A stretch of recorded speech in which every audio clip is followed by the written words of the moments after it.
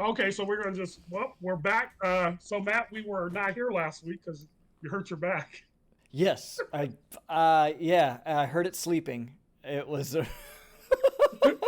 and know, I shouldn't laugh. I know I shouldn't laugh, but because I'm a few years older than but you always seem like you're always like something's always happening physically to you. well, I married a hypochondriac, and I never took care of myself, so her hypochondria is very validated by my lack of good health. uh, uh, I thought I was going to be immortal in my 20s. Turned out I was just going to turn 40, and man, That's right. I'll catch you up. I know I was it at the really store does. this morning, and the guy at Bonds bent down, and he looked like about 40. He looked like about our age, and he was getting up, and he took him a minute. He saw me looking at him. I said, "Yeah, that's what age does to you. I'm When you go telling you, down, you get down fast. Getting back up it might it take a moment." age hit me like a ton of bricks, man. I was just like, Yeah, yeah. well, Well, because I used to be really active, and then I was like, oh, I don't have to army anymore. I'm just gonna chill, sit around. I got yeah, super sedentary, and my yeah, my whole shit just atrophied. It's like, yeah. Well, don't feel bad. I went to a doctor's appointment this morning, and the doctor's appointment is actually November 21st.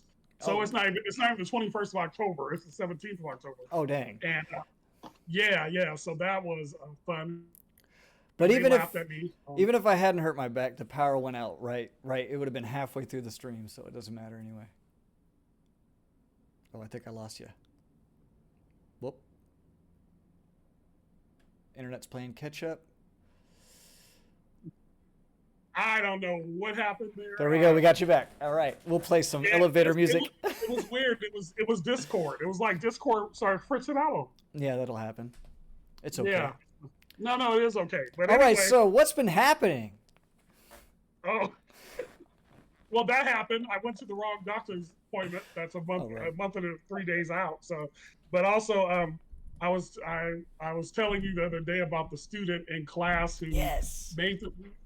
I was lecturing on. I was lecturing. So when I get to civil rights, I talk about different groups, and I just because whenever you talk about civil rights, we always talk about black and white, and so I tend to break it up more into, especially because our school is a HSI, we call it HSI, a Hispanic Serving Institution. So I really like to go from that angle and talk about civil rights and how to affect the Hispanic community, and so Right. next week I'll do LGBTQ. I'll touch on Asians and Native Americans, Civil rights are human but rights. You're going to talk about humans. yeah, yeah, yeah.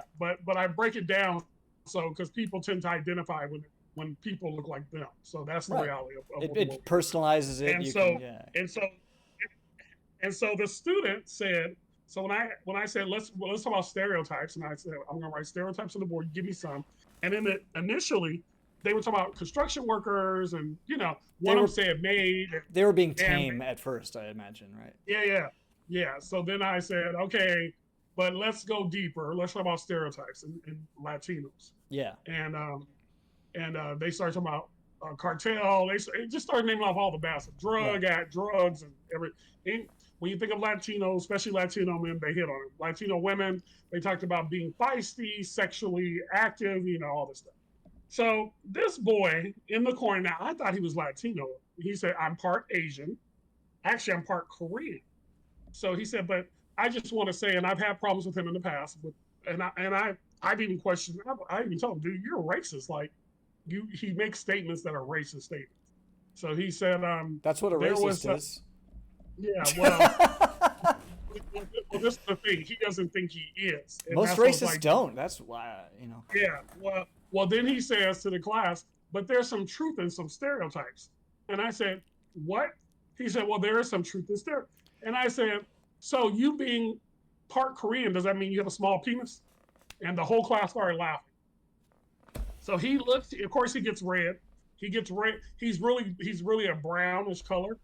And so he said, because one thing he tried to say, well, Koreans aren't all dark. I was like, actually, I lived in Korea. Most Koreans are dark. Most Koreans work outside. Most Koreans tend to do a lot of. When you go to Korea, one thing you learn about Koreans, they are darker than maybe the ones we see here, because a lot of Koreans When I do go to tend to. Korea, that'll be the first thing I comment on. Well, they whiten their skin. A lot of, especially the women, they tend to whiten their skin because it, and I'm not afraid to say it. I believe marginalized people from marginalized communities, especially in America, tend to have a lot of self hate. so Yeah, and no, I think so so. so I corrected him. He said, but because I'm part Latino, I'm darker. I said, no, I said Koreans in Korea about your color. Yeah. I said, Also, especially it if really you, doesn't matter where the melanin comes from. I How wanted to does just that? correct. How does that? No, no, no. I know, but Yeah, like, how does uh, he? It's just interesting for him to say in the context of what you were doing, like you'd have to be immensely stupid to not know that the context is, why do we hold these? And then he says he says what did he yeah. said? There's some truth to this, Truth in it. and it's like, well, that's the problem with them. It is not that if it's a stereotype, it's something you've noticed about a community you're probably ignorant about. So you Yeah. might be right about some kernel of it, but Mm-hmm. your stereotypes should highlight your ignorance, not justify it. This fucking kid, man. Yeah, I was gonna start doing a segment called "Stupid Things Students Say," That's because just that would definitely be the stupid thing students say this week. That's definitely up there. I actually took the Wednesday off from lecturing because I was like, I yeah, can't do this. And I'm like, I need a day off. right. I need a sick day because that made me sick. So afterwards, after class, I'm sitting there cleaning up my stuff. All the other students leave. I forgot he stays in the class because the next professor that comes in there 15 minutes later, he's in that class. So then he says to me, well, I wanted to apologize to you. And I said to them, I said to him, I said, well, will you apologize? He says, I don't want you to think I'm racist. I said, but the things you say tend to be racist. I said, I mean, you okay, that's like going, hey, professor, 2 plus 2 is 5. And I'm sorry, I don't want you to think I'm stupid or don't know math, but that's just how I feel yeah, about it. What the fuck? it was crazy. I was like, this kid is just crazy. And I just, But I mean, okay, yeah, so this kid what's he indicative of? Is this his fault? Does he not know he's racist because we don't explain that well enough? Do we not understand? well, I don't know. Where did this kid But you know what fail? they're saying. Where did But we you know what fail they're this saying. kid? They're saying that I, they're saying young men, I guess, what do you call that group? They are, I forget, Gen Z or whatever that age group is. He's They of tend to become, college age. they're becoming more conservative than their parents, who that would be our generation. Yeah, I Like think they, that makes sense. If their parents were liberal, then they yeah. would trend conservative because everybody's pushing center, which is pushing right. But you're not, No, I'm not everybody. or your sister, or I'm your not a. sister. No, I was No, no, raised I'm by saying liberals. No, what I mean is like I was raised by liberals and then took a weird pendulum swing way to the left, right? But after a service in the army, so even there was a rightward trend because that's fascist shit, and then yeah. shifted left. But But do you I, get that from? But do you get that from people of color in the military too? Are they tend to be following that fascist it mindset? is easier to be. You will find okay because of the necessities of it and because of the racial hierarchies exist. Those things are to me it seemed like a lot of racism was excused and explained away to me by people of color so that we could all get along to get along. So I think what it was if I had to put a point on it, more people were making excuses for racism and being racist than pretty much anything else was going on. You know what I'm saying? It wasn't like and it's not it ugh just the myriad mistakes that I've personally made in that organization, but they're embarrassing, and I don't want to get into all of them. I was the equal opportunity uh, liaison or whatever. They have like a thing, so you're supposed to have someone in charge to make sure nobody's doing a racist, and I was incredibly ill-equipped for that position.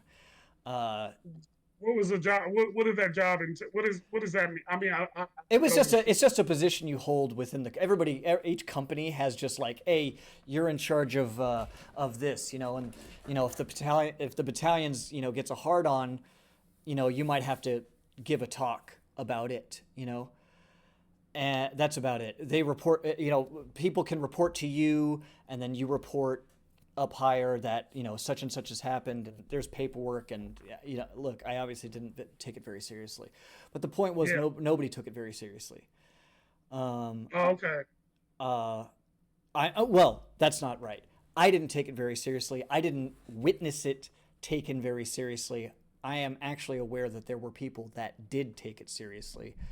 But what I mean to say all this is like in that organization, and I think this speaks. I consider the Army to be a cross section of America. It just looks that way to me.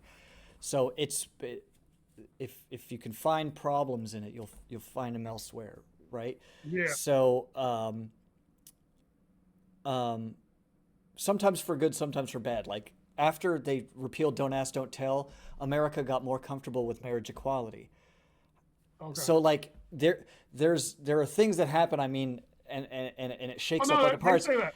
They say And that. They say it usually happens in the military or Hollywood, and yeah, then the rest of the country tends to follow. and Yeah. unfortunately, there is well, okay. Fortunately, there have been for decades rumblings about we got to get right with racism because we all got to work together. You Yeah. can't be being racist Yeah. overtly in the army. You see what I'm saying? Uh, Overtly. yeah. So the army's kind of tact has been the same as Don't Ask, Don't Tell. Like, don't be overtly gay, Okay. was what they were saying. Don't bring your boyfriend to the ball because we all got to get along and some people aren't comfortable. Then they finally realized, all right, fuck that. You have to just be comfortable. Look, if you don't like gay people, you shouldn't be in the army. And it was like, cool. They're unfortunately their attitude towards race is still back there where it's like, don't be overtly racist.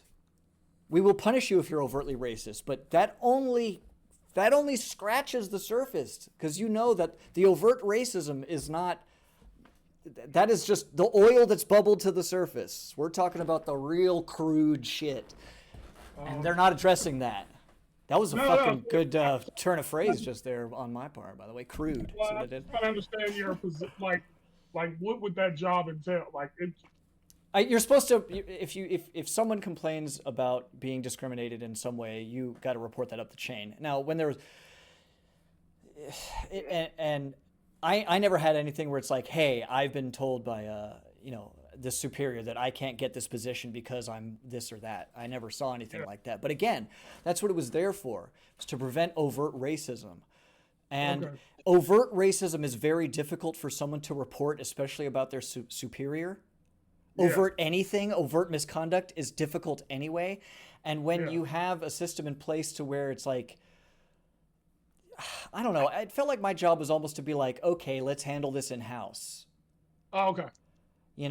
Let's have a Yeah. talk between us and we'll sort this out. Basically, So if before it I got if so I had to rolled off the categorize chain. it now, yeah, if I had to categorize it now, whether intentional or not, I can just say personally, I did this. I swept shit Uh, under the carpet.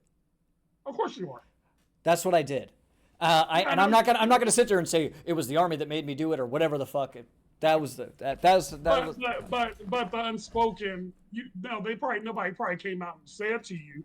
But I deal with this at the yeah, college too. When there's an issue, if something were to go viral, because I've had an incident in class that went viral, yeah, um, and when the institution brought it back to me, they were like, "We want you to deal with this because the father of this student, and she's an adult, is getting ready to sue us." And I'm all like, "Well, don't you guys have attorneys to handle this?" Well, we want you to deal with it before it even yeah. gets to. That feels like the same Yeah, yeah, spirit. and so Yeah, I did deal with it. I dealt with it, and it went away. But I knew what they were trying to tell me. We want you to handle this and not make it a problem for the district or the college's district. And I was like, and at the time I was like, okay, I'll do it because I was like, I'm trying to get full time tenure. That's what I'm trying to do. I'm trying to get permanent, and so I'm going to do anything to appease my superiors. And yeah, and I will say this: one of my superiors, she's now gone. Like she's now over at Golden West in Orange County. because of that, she asked me, she's like, I want you to come to Orange County. Will you come over? I will find you a dean position. And my thing was, I'm working on my doctorate. I will do that once I get my doctorate. And if Ventura has a full-time tenure track, I got to do my tenure track for 2 years. Then I'll start applying to other schools for management. Because if I lose that management job, Ventura has to bring me back and put me back in my position. Because I have tenure. Oh, okay. So because tenure keeps your job protected. So that's the great. And Project 2025 wants to get rid of tenure, and I'm not for that. Yeah, Jesus. I have 2,025 reasons not to support Project 2025. Yeah. Oh, also, I did vote. I did vote. I voted. I turned in my ballot.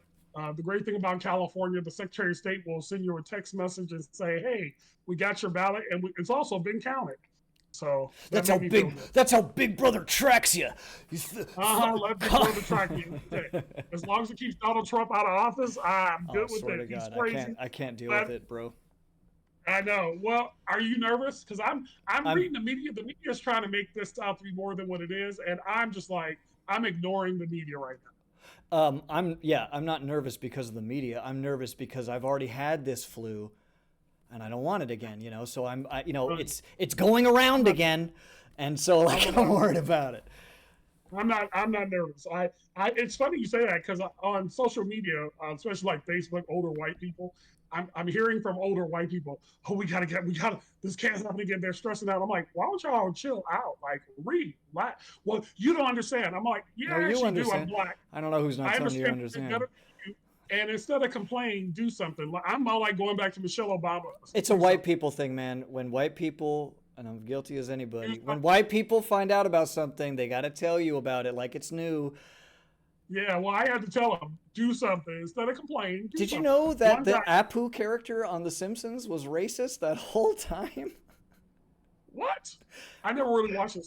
Oh, yeah, they had the character Apu no Hasapina Petalon. Yeah, he's played by Hank Azaria, and he won't do it anymore because it's racist. And it's like, you're right, it is. But then a lot of white people were like, right? A lot of white people are pretending like we didn't But white people tend to pretend like Uncle Ben and Aunt Jemima. They want. That's my childhood. I'm all like, bruh, why is that your childhood? Why are you so tied up in corporate mascots, baby? Like, I don't give a fuck. Well, and then they'll lie and say, well, her family said that got them out of poverty. I'm like, actually, there was multiple Aunt Jemimas. In fact, Gladys Knight played Aunt Jemima for a while. I'm sorry, did you interview fucking the great niece of Miss Jemima the fuck out of my face? Oh yeah, that's what their argument is. Fuck out of here. And the syrup company's still there. It's called the Pearl Milling Company. It's still there. So just, if you like the syrup, you like the syrup. That's exactly what I told somebody, those words. If you're trying to make it about a racist caricature, your ass is racist. Just say you're a damn fucking racist. And the only people I see have a problem with it are white people. It's like, how come black people look, if you like the fucking syrup, excuse my French, go buy the fucking syrup. That's what I said that exact thing to a human being because they were making the same argument. And I was like, bro, you can still get the syrup. It's still being sold. Huh? Like a lily. Yeah. That's what I'm saying. Why? And so you have to help me understand that. What is that about? It's like, just say you're racist. It's not even just a white thing. That's a corporatized American populist thing. We are so many people don't even know. Well, yeah. I don't hear black people. I don't hear Latino people of color have real things to complain about. White people are complaining about syrup bottles. Okay, let us have our thing.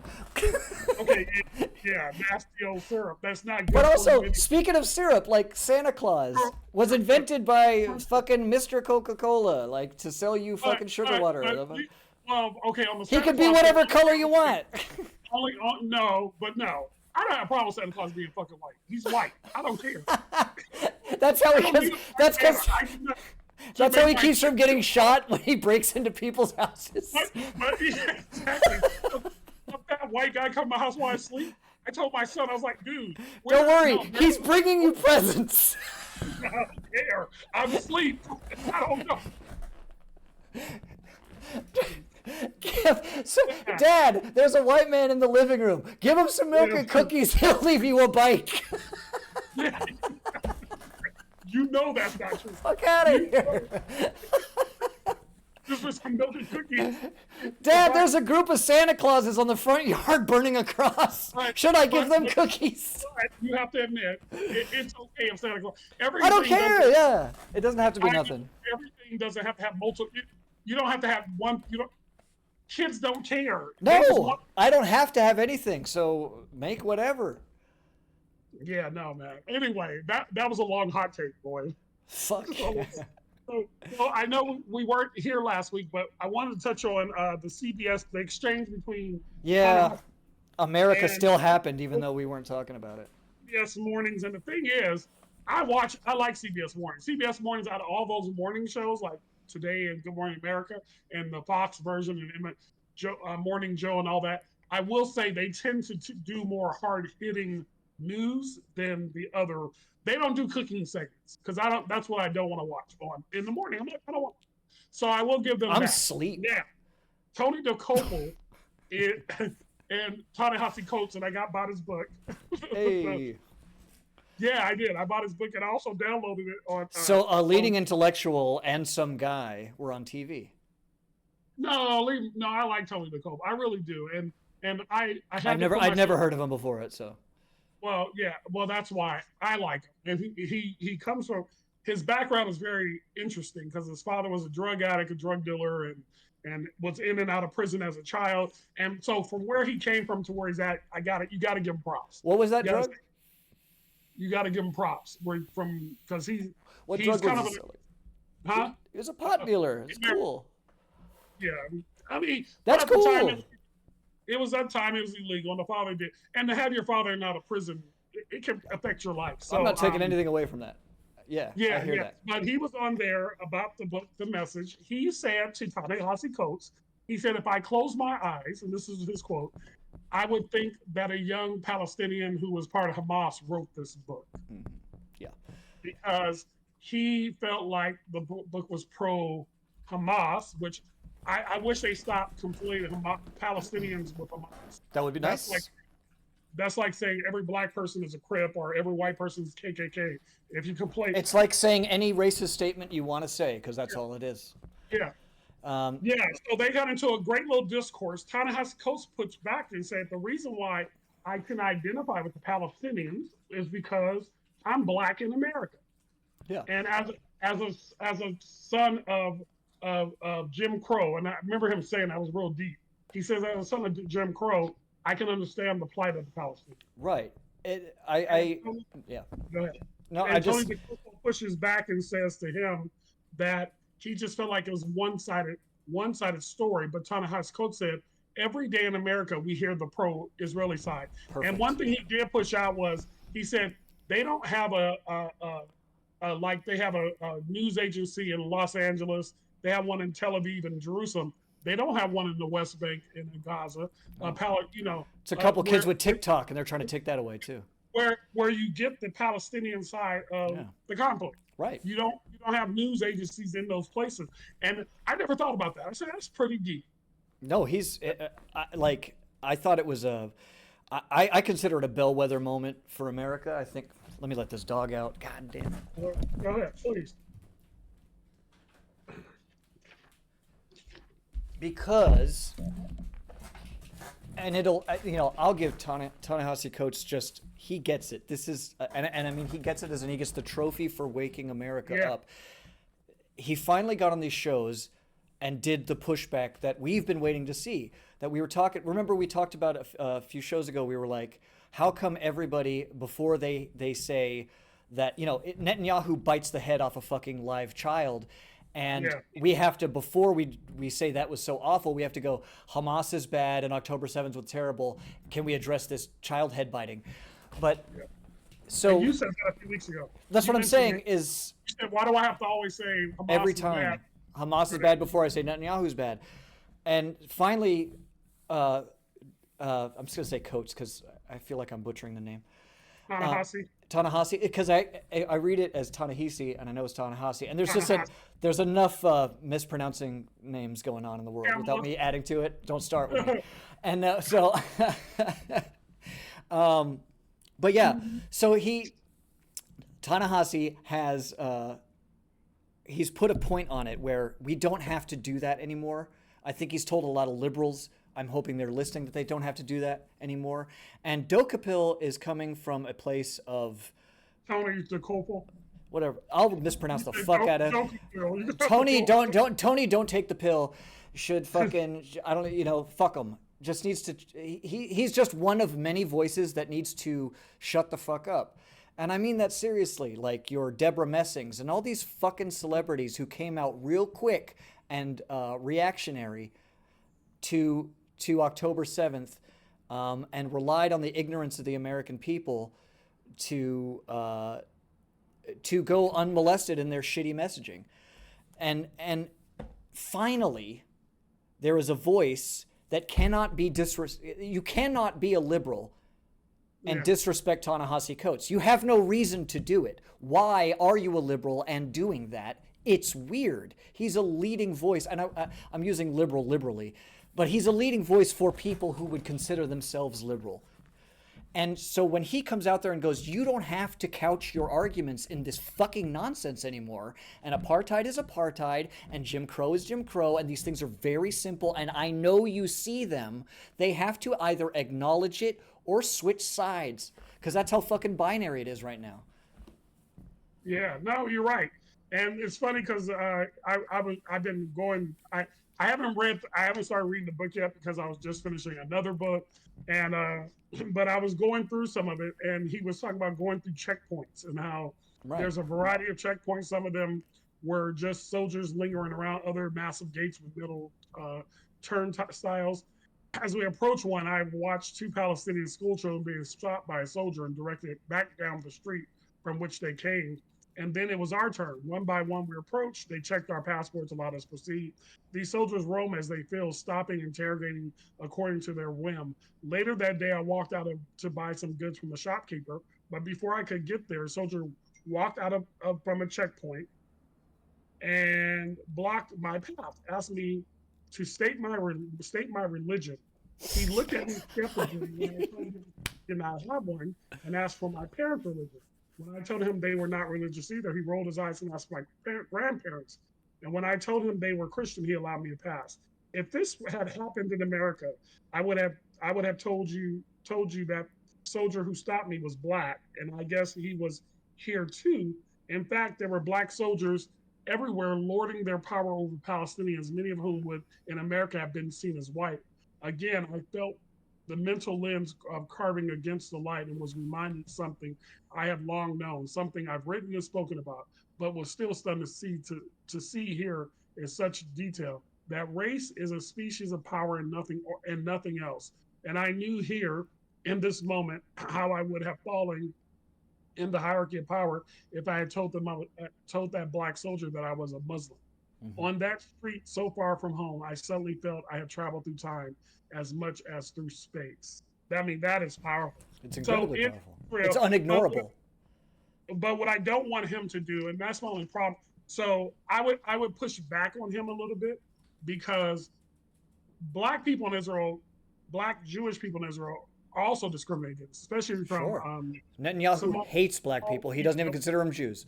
Yeah, exactly. Ethiopian Jews, he doesn't even factor them in. And I would argue since October 7th last year, those black people have probably been accepted, because we got to remember, just in 2021, black Jews were marching in the streets against Netanyahu and his racist government. Right. So I want to be clear on that.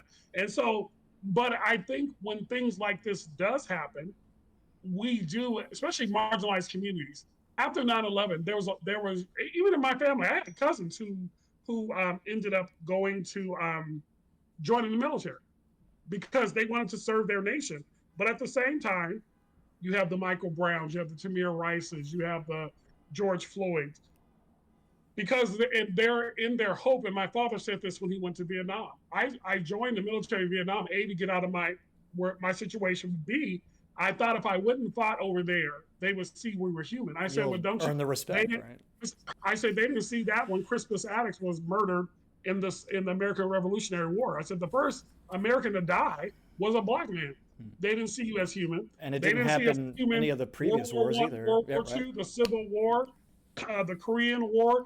You go to Vietnam, you come home, they still disrespect you. I mean, bruh, they were never going to respect you. So why? And I ask black people, I don't understand when black people join the military for a country that doesn't support them all the time. I'm sorry. I think my firm belief, my theory about racism in America, you want to get rid of it? I think if black people were to collectively, and Native Americans and Latinos were to collectively sue the United States for racial discrimination and ask for a amount of money in the trillions of dollars, white people then stop being racist. I don't think Or if so. we I think they still get got to, worse. I mean, I'm not well, saying don't do it. I'm all for reparations. I'm just saying that would not no, make no, no, white people less racist. They'll just buckle in.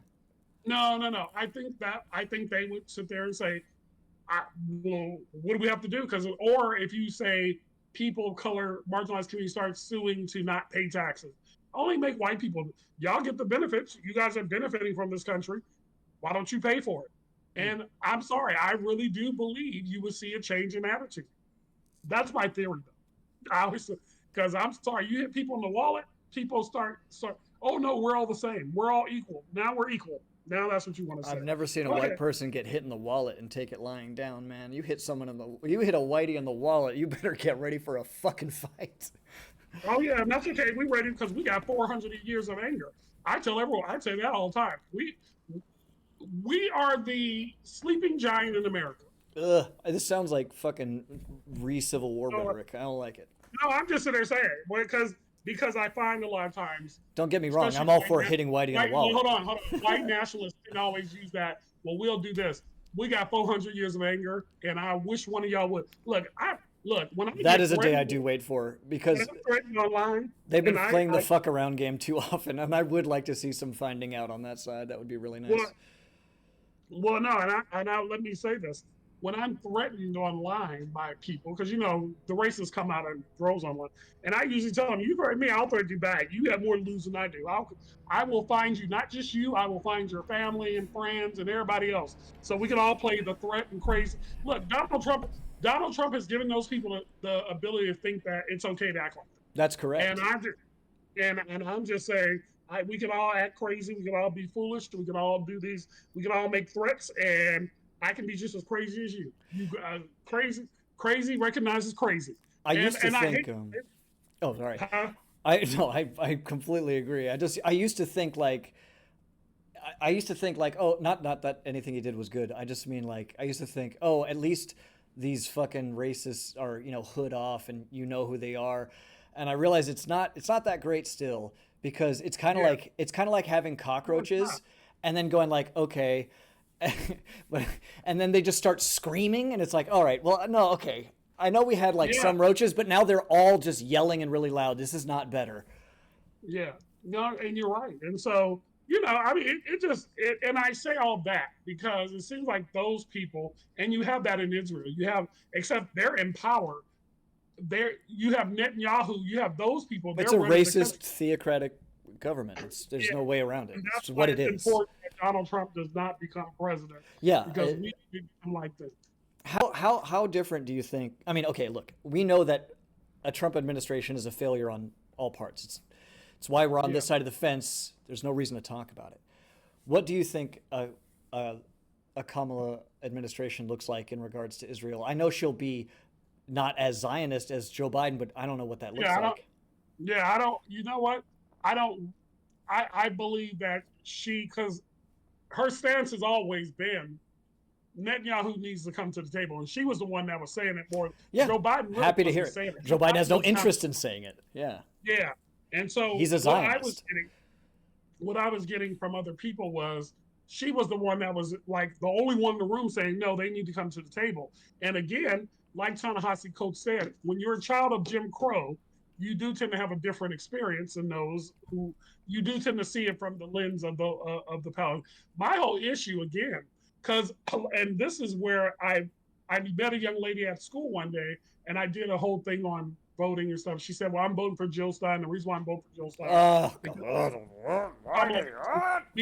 Kamala, because of Kamala Harris's position on Israel."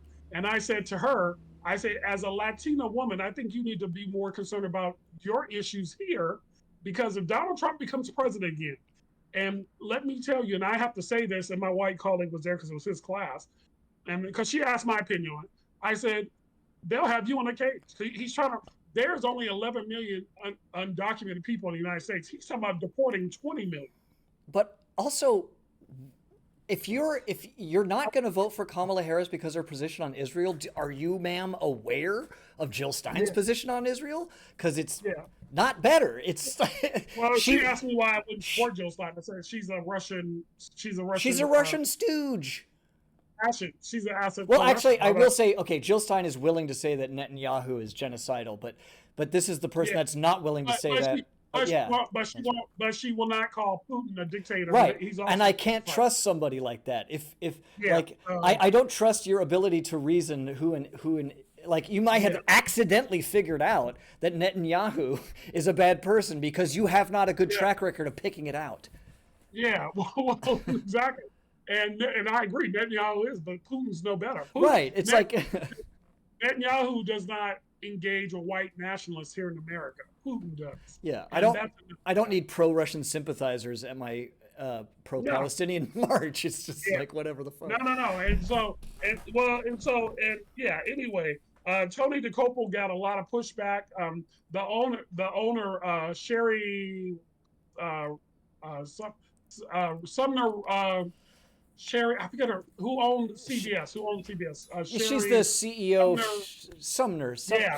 Sherry Sumner. No, I know these people's name. God dang, because I followed her when Les Moonves was running CBS, and the only reason why she couldn't merge Paramount and CBS was because of Les Moonves. And as soon as Les Moonves get caught up in Me Too, she came in, she consolidated her power, and she went on and took control of all of CBS because her at that point, because if you knew the story of her and her dad, they really kind of didn't always get along. It is Succession. It was always. There you go. She's Shiv. Oh, Redstone. Sherry Redstone. Sherry Redstone. That's what I know. So Sherry Redstone comes out.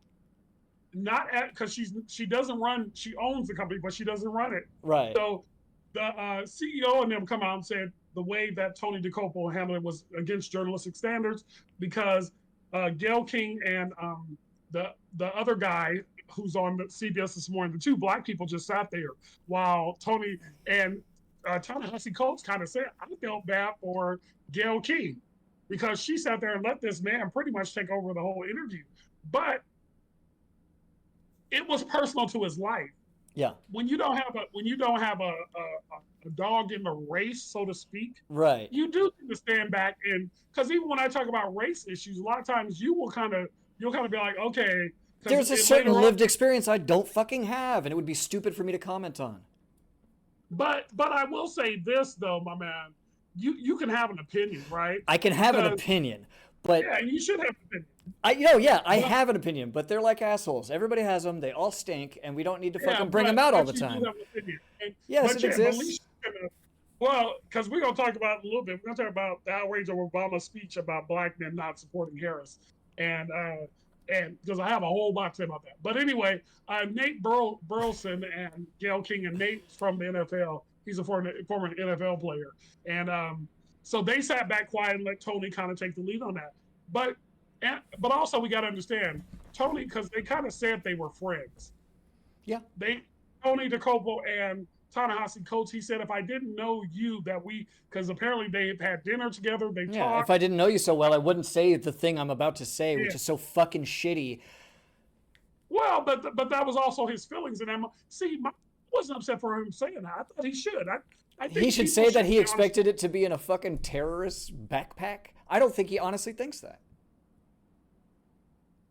Oh no, I think he was trying to be what's the word? Were you trying to? He was bombastic, shitty. Bombastic. There you go. Bombastic. I think he was over the fucking top, Zionist, borderline racist.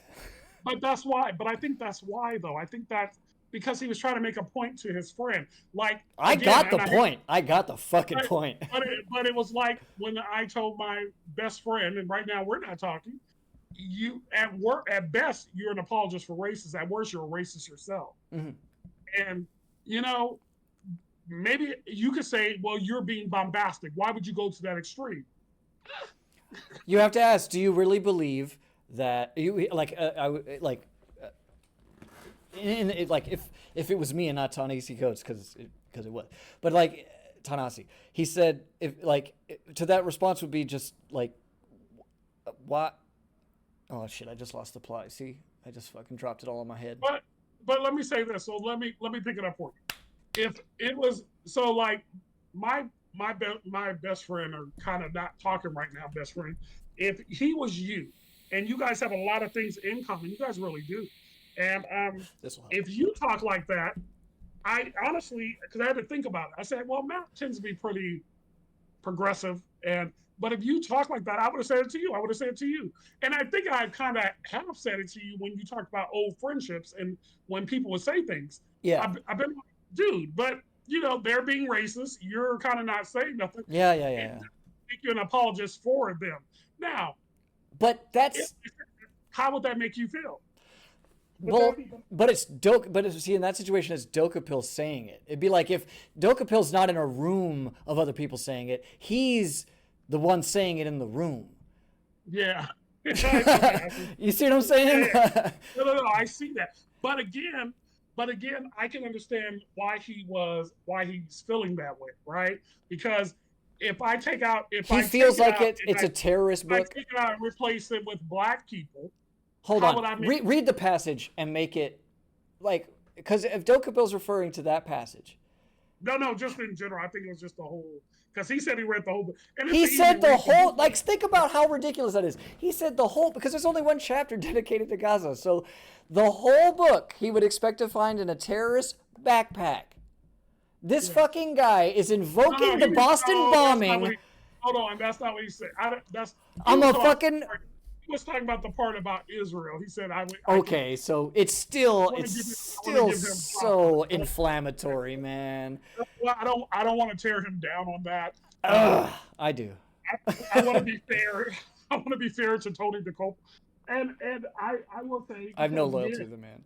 Yeah, well, for me, it's just that if you, I can sympathize why he is saying but I agree with what Ta-Nehisi Coates said. Look, we live in a country where whenever you bring up Israel, we always see it from the lens of Israel. Our news will tell us. Right, this is the best point he made. Yeah. Yeah, we don't have like there's no Palestinian perspective. There isn't one. Well, we don't have a foreign correspondence office for CBS and NBC. We censored the only Palestinian of Palestinian descent representative in the legislature. We told her not to talk no more. Yeah. We don't want to hear from you. We told her as a country, we don't want to hear about it. And again, let's go back to the fact, and when he talks about the black soldier in Israel. Yeah. Well, now we need those black soldiers. We need those black people to be on our side. Again, we see this all the time. But 9/11, anytime. But as soon as it's over, we go back to our default, where people are, again, I will say it, Tamir Rice, I will say Michael Brown, Sandra Bland. Yeah, that's the normal people want to get back to, and I'm saying that's insufficient. Yeah. I think a lot of people are saying that, and I think for Dokapil to be taken down like that, also Ezra Klein got the same kind of treatment that Dokapil got. Right, I tried the same bullshit. But in Israel, it's more about, see, in America, we do see things from the lens of skin tones. That tops everything. Yeah. In gender, skin tone and gender.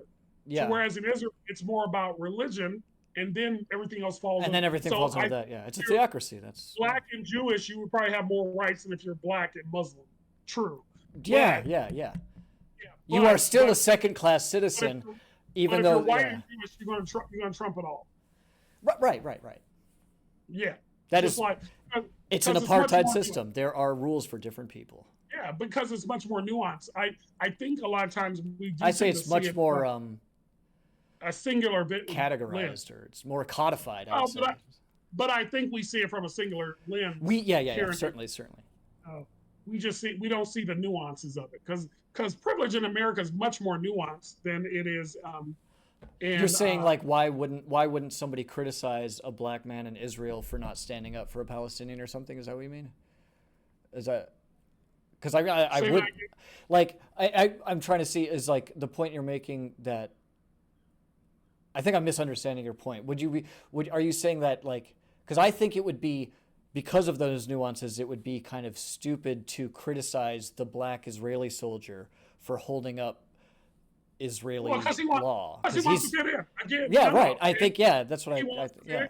Again, we see it here. That's if he even sees it as wrong, you know. You see it with communities of color here. You'll again when I did colorism the other day, the Latino students were saying, well, in our culture, you know, the darker you are, the less you are. And I said, but but you guys are Americans. It don't matter. In the United States, you're still considered less than the white person. But all these cultures have a history of slavery, so that would make sense. A history of chattel slavery against melanated people. But from the lens of the Americans, you want to, at least I'm better than them.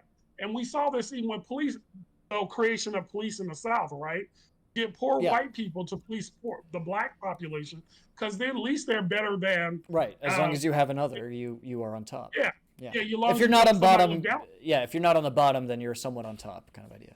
Yeah. So that's what it is. And that's my whole point. Yeah. I think in Israel, I think it's much more nuanced, and I think from an American lens, we don't understand the nuances and the complexities of how things are done over there. Because like I said, the way he wrote it, you would think being black in Israel, you would be treated. I see. Jewish, that's the criticism you're making. Is it doesn't explain that difference properly. Yeah. I understand. Exactly. Oh, that's an interesting critique. Yeah, and I'm arguing, probably because since October 7th, they need these black Jewish people to be on their side. Because, I mean, again, when you're smart, even though they're the majority in Israel, they are in a neighborhood upon hundreds of millions of Muslims.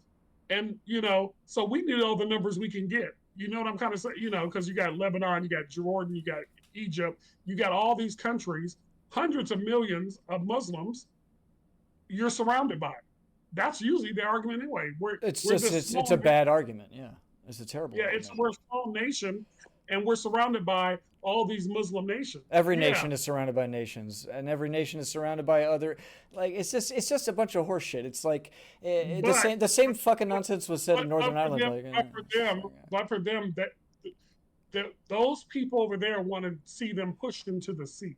Yeah. From the river to the sea, or the whatever to the sea. Well, it's from the River Jordan to the Red Sea. It's a free. Okay, that's where That's what that means. From the river to the sea is that land. All I know for them is it's a race to state. Who's them in this one? The Jewish people. Let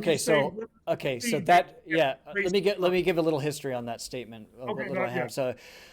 From the river to the sea, this is the recent history because I don't have all that, but just from the river to the sea has been said from the river to the sea, Palestine will be free from the River Jordan to the Red Sea, because they're split obviously because Gaza's in the north, the West Bank in the south, and they're split up. It's disparate places. They have different rules, even different from the rules that surround them, and so the call was from the river to the sea. Now, that language or similar language from the river to the sea, because it's very common language, because that area is between that fucking river and that fucking sea that are in everybody's history books and religious texts. They're referenced all over the place. And so everybody references from the river to the sea. But it's been used to say from the river to the sea, Palestine will be free, let us live. And there's also Hamas literature that also references from the river to the sea. And so the Israelis go, aha! Now it's an anti-Semitic statement. And so that was actually what was used to censure Rashida Tlaib, because she invoked the language of from the river to the sea in reference to Palestine will be free in her speech that was completely inoffensive and only spoke about governments.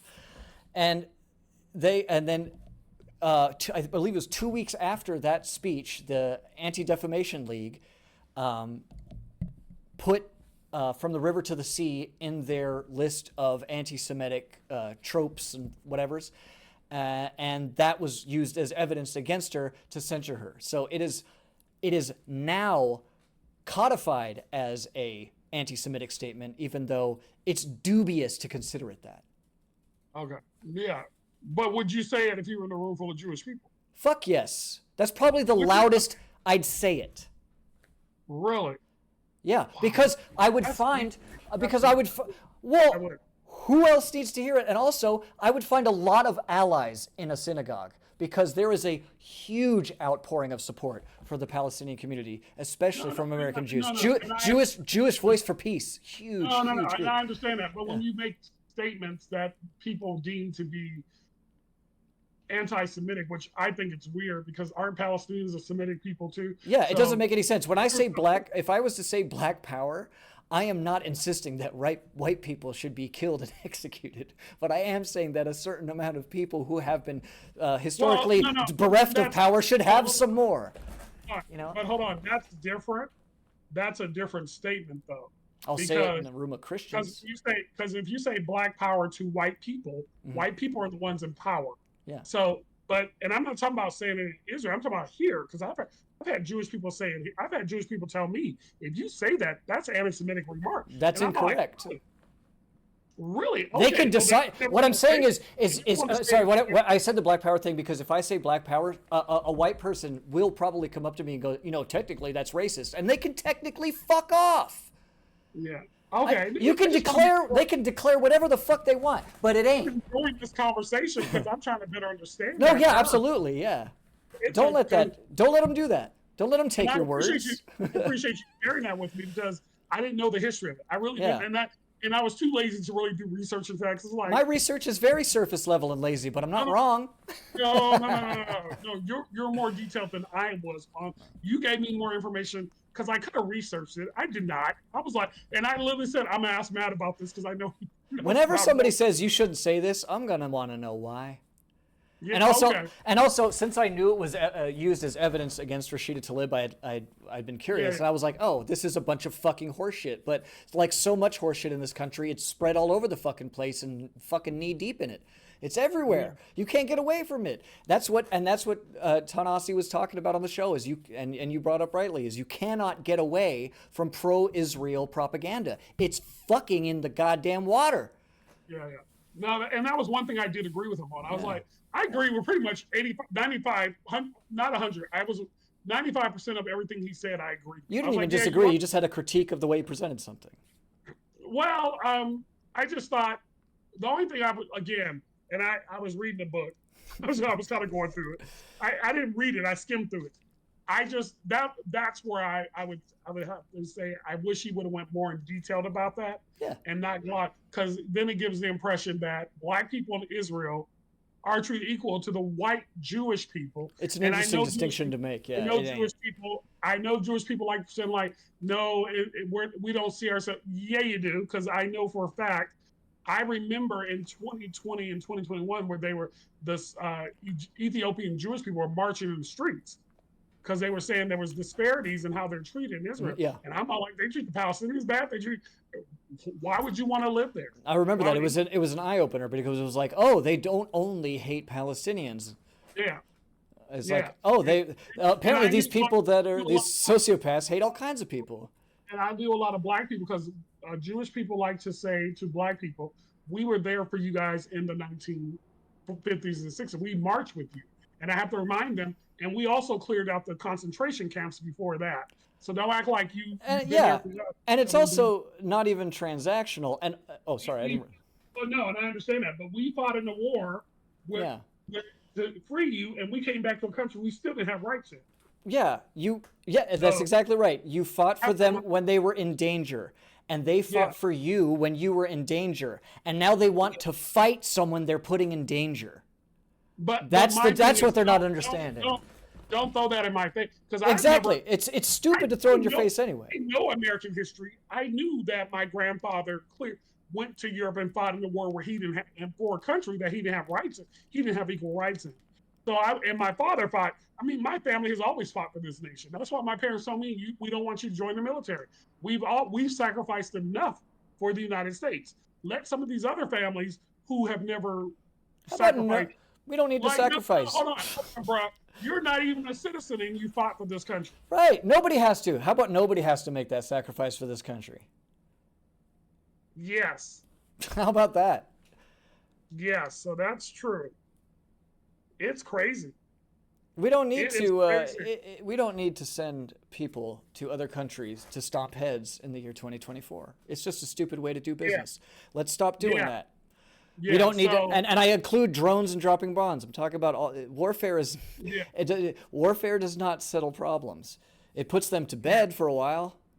no, you're right. You're right. So it's very interesting. It's very, very interesting. Anyway, so I just find all that interesting. That's all. It is These are things interesting. I just want. That's why we talk, because the world is interesting and we're interesting people who say interesting things.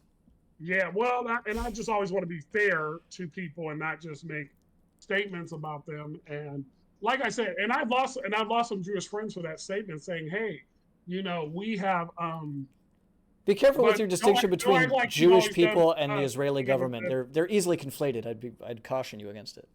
Yeah, well, and I just don't like people saying we've always been there for you, and it's No, that's a like stupid you said, statement. it's not it shouldn't be It's not transactional. It's always been transactional, right? Yeah.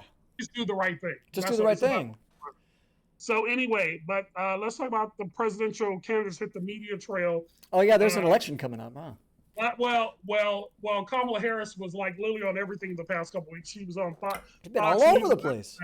60 Minutes, Univision, town hall meeting, talking with Charlamagne the God about black men, The View, and the Call Her Daddy, which I thought was Call Me Daddy podcast was Call Her The Daddy. only reason I don't want us to make that And, mistake is because a lot of old, shitty, rich, racist senators have been making that mistake, so I don't want to do it too. okay, Yeah. and then Donald Trump went on Univision.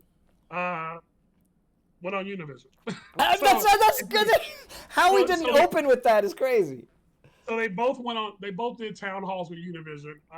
Donald Trump showed his ass. Donald Trump showed his ass as he's wont to do. Well, and and I'm glad he went on Univision. But they asked really good questions. He gave his usual fallback answers. Just Uh, jibber jabber. yeah, yeah. His go-to. He still made the statement about Haitians eating dogs and cats and They all that asked him crazy. about it, and he is still chewing that Well, fat. well. Well, his The excuse. person's Sorry. Oh yeah. question was not really specific about that. No, It but was making derogatory statements right, about. and even then he still brought it up, and then he said, well, there were reports about it, and it was like, well, no, again, Donnie, you were the only one saying it. Then they reported that you Yeah, said it, and then you said that they said that you said it, and it's just like, come on, man. It's like Jesus yeah, Christ. exactly. So it was crazy. It was crazy. We then yeah. What did you think? Yeah, I really don't want to spend too much time on his Univision because he did his usual. I He think goes he through did these more statements. damage than I think he didn't. I think he Well, went out there well, to try well, to get some of that vote, and I don't think he garnered the goddamn thing. well. He did what he did when he went to the black journalists. I don't think he's trying to get their vote. I think he went there to get his base. See, I went into that space and I told them about themselves. Cool. It's Because equally as I'm a tough ineffective. guy. Whatever. Yeah. I understand that, but that's his way of saying he's tough Fair enough. because that debate Kamala Harris was Oh dragged him. right. Oh yeah. He got dragged and wouldn't debate her, so now he. Oh, that's Yeah, very clear. and Oh, he look still at won't debate. you. You're So diving into his let's mind talk. like Yeah, you're the guy that caught yeah. Hannibal Lecter. So what did you think of? So Kamala Harris went to friendly places like The View because I watched her on the Charlamagne the God. He kind of asked her. I'm not a big Charlamagne the God fan, but the Breakfast Club as well as Joe Rogan, which I did not know this, are where a lot of black men get their go to. I did not know that so many black men listen to Joe Rogan. But anyway, He has a wide Charlamagne. audience. It's part of his. It's his superpower. It's horrible. Well, I don't know why because he tends to push some racist stuff. Nobody But knows again, why nothing, man. That guy's weird. well, well, my thing is with him and black men, and it kind of goes along with Obama's speech about black men. Uh, they're never going to accept you, and I don't care what you say. Donald Trump don't care about you, whatever. But anyway, what did you think of Kamala Harris's speech on Fox? Or not speech, her on 60 Minutes. I will say this: Bill Whitaker asked her some hard hitting questions. I will give him the 60-minute interview. He really did. He really kept her feet to the fire. I think she did a good job overall answering her questions and sticking to her talking points. And she kind of did an interview where she explained why she says the same thing over and over again. Because she understands that's what Donald Trump does. And so she says, I have to keep saying the same thing over and over again. So they'll stick in people's heads, because isn't that what Hitler and Joseph Goebbels did to get people in Germany to fall in line? If you keep saying the same lie over and over again, they'll believe it. Well, Kamala Harris is saying, if I keep saying the same truth, keep saying it over and over again, that's why I keep saying the same thing. So what did you think of her 60 Minutes with Bret Baier? And what did you think? So when she went on with Bret Baier, that was I'm glad it wasn't 60 Minutes, because I could only, because I mean, as much as I like to see a man get beaten, I can only watch it for so long. It was pretty rough. And I'm not just here to cheerlead for Kamala Harris, as well as anybody. I know you. Yeah, that's the purpose thing. You just wanted to win so we can start ripping her apart the next day. Yeah, I love criticizing presidents. I fucking love it. I just want to, she seems like it would be more. I would have to put more effort into my criticisms. I've had it too easy for too long. Yeah. So, I thought she did incredibly, incredibly well. She stayed on message. She never came across as she is walking this fucking tightrope between the conciliatory liberal and the angry black woman, and she's walking it fucking perfectly. She sounds like a professional lady who should not be messed with. I dig it. I dig it every day. Bret Baier tried his darnness, I would say, and they picked him, I think, because he's one of the more he's one of the less animatedly angry faces on that show. He has a more conciliatory. He's got a little baby fucking fat head. So they're like, we'll put him out there. Yeah. And he came out fucking swanging, just would not let her, because he also heard her answers, which were not going to go his way. He was clever enough to pick up that she was going to. She wasn't even steering the answers. His questions were poorly crafted, such that she was just able to answer them with direct facts, which he was unprepared to contest. So he just interrupted, and it was just that for 28 minutes, and I liked watching it. Yeah. Yeah. So, no, it was interesting. Like I said, it was interesting. I just thought she pushed back. She called him out. She said there was things that she would have preferred him to, like when she said Donald Trump said he wanted to use the military to go after Americans. They tried to show a clip with him with Harris Faulkner. Called him right up. And she said, no. That's not the clip. What the fuck are you doing? No. Yeah. So she did push back. I appreciated that moment the most. That was one of those moments where you're screaming at the TV going, hey, that's not the clip. And she went, that's not the clip. Yeah. And I loved it. Yeah, and I was glad she did that. I was glad she definitely did. It's good. So, she was doing, when I her hear press people tour's been good. She's gotten better, being vice president really helped her. I'm all like, no, Kamala Harris has always been like this. The media when she was secondary, they didn't follow her. Most of us didn't pay attention. And let's be clear, it wasn't that they weren't paying attention because she was black. They weren't paying attention because she was vice president. Exactly. Jesus Christ. How unimportant did you have to make a person you're a black woman who's the vice president, you almost don't exist. Yeah, no, you're right. No. So, but again, like I've asked students, let's talk about let's talk about Dick Cheney. We can talk about Al Gore. We can talk about the last vice president, the one that Donald Trump wanted hung from a noose. Oh, Mikey P. Yeah. Mikey P. Pants. No, and we can talk about Mike Pence. The fact is, he himself. We don't know what he did. She brought him up. Oh, Kamala brought him up in the Bret Baier interview. She was like, he tried to kill the last guy. What the fuck you mean? Yeah, no, I was glad she did. So and he was like, well, but the Democratic vitriol is like, blah, blah, blah. Yeah. No. We got you, buddy. He literally did. That's why Mike Pence isn't voting for him. And Mike Pence said, I will not be voting for him. That was also asked at the Univision of fucking Trump. One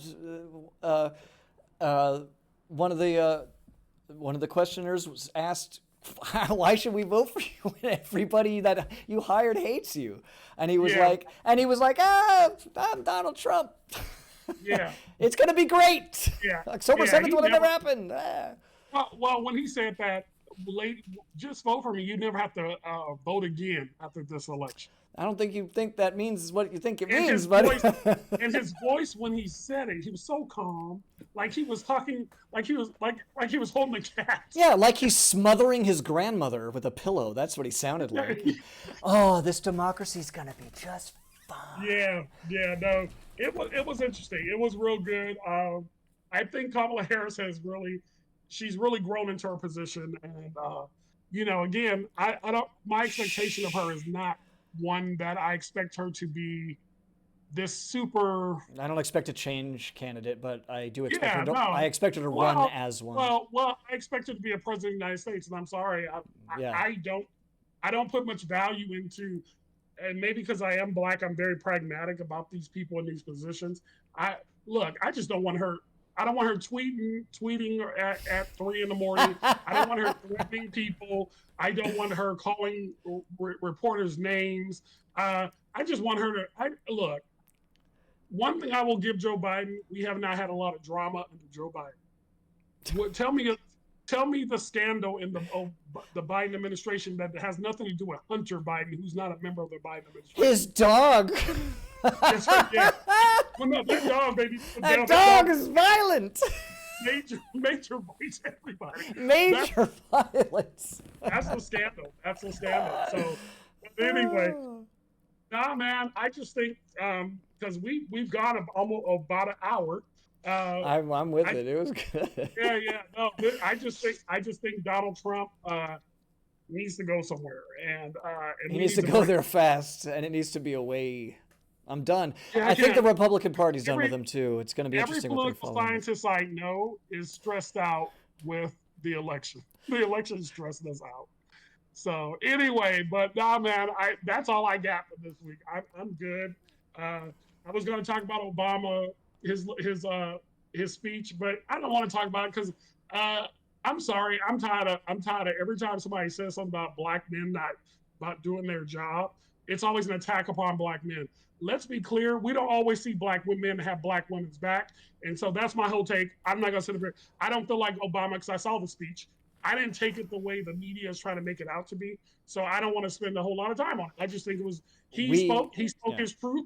He kept it real. And the truth is black men do not support black women as much as black women support us. And that's the reality. Look, and I'll bring up the R. Kelly situation. People were still trying to justify that whole mess.